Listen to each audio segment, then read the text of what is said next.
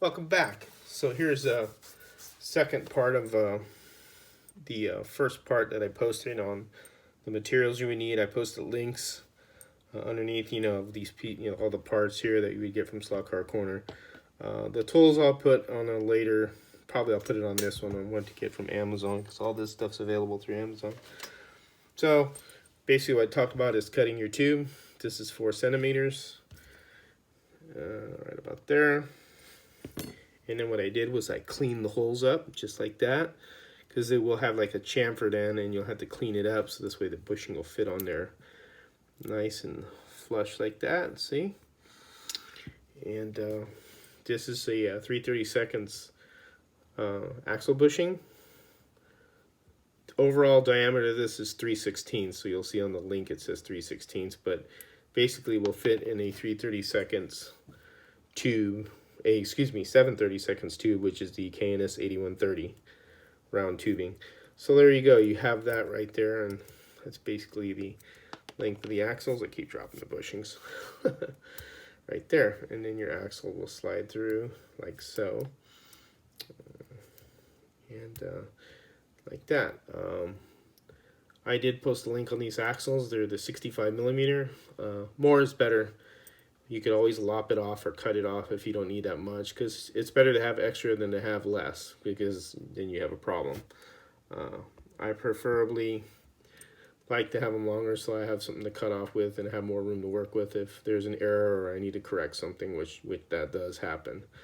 So here's the length of it, and what you're doing is you're trying to get the width of with the wheels on. So if I had wheels, which on Steely wheels I'd put on here, and then you would get your model, the body you're using.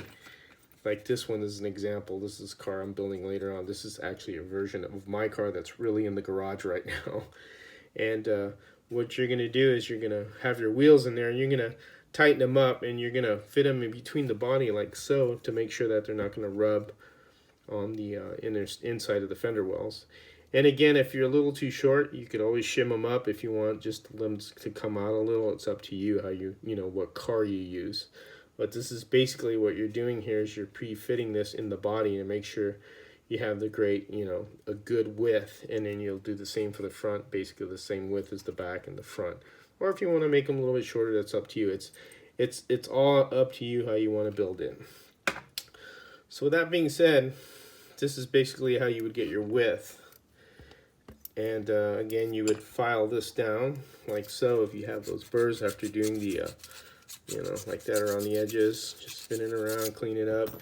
You could use this 3/16 drill bit and kind of go like that a little. It won't clean the edges off real well. That's why you'll need the file to kind of make sure you're getting everything cleaned up so it looks nice and, round, and be able to fit the bushing right in there. So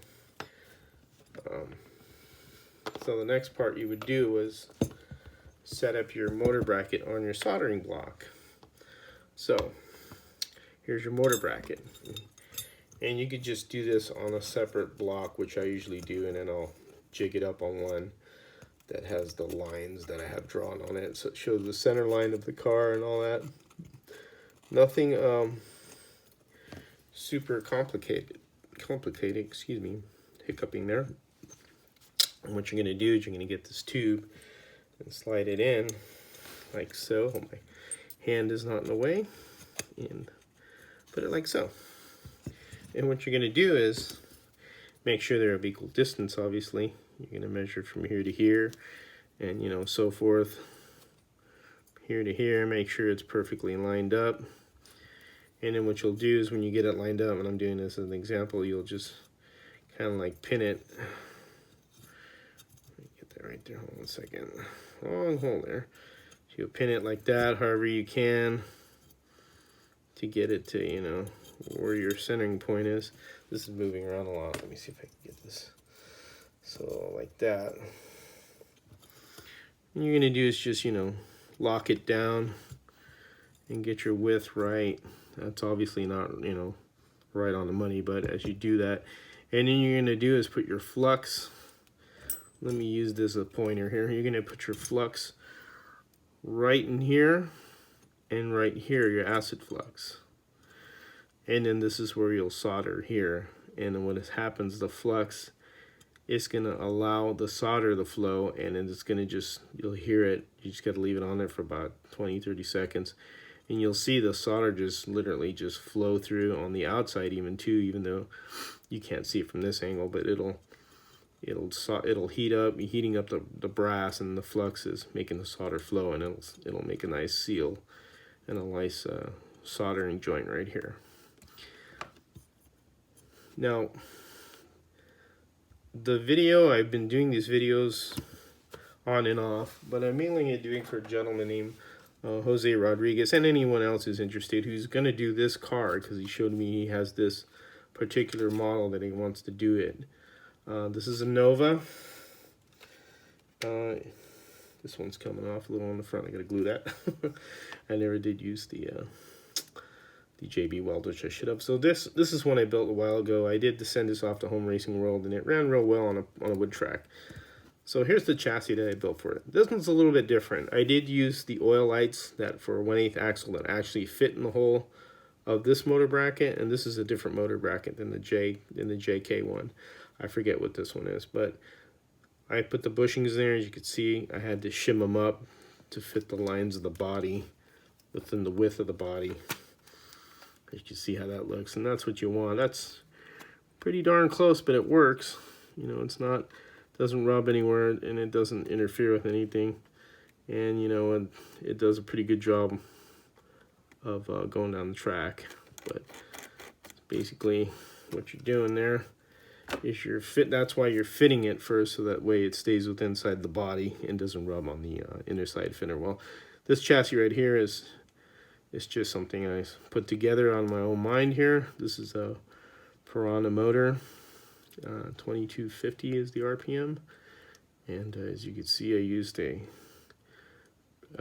guide plate, and then I used some tubing to route the wires through, and then I used the I believe it's the 81, give me a moment, 8128 to fit the 3/32 axle, because the axle in the front 3/32. I'm sorry, this could be 1161 actually for the 3/32, because this, you can see, it's an 1/8 inch axle, and this is a 3/32 axle. So it's a little different from what I could gather, but or they could be the same. I cannot remember. But anyways, this is something, again, you know, as I keep experimenting and just doing stuff, and you just basically just go with the flow on yourself and see what works for you and how your car, you know, handles after you do all this. It's all in the little tuning too, getting the guide set up right and getting your tires trued, and you know, getting everything centered and stuff so it works well. So going back to this, you'll set this up and solder it, and I'll show you in the next video what to do, and show you how I solder it. Have fun racing.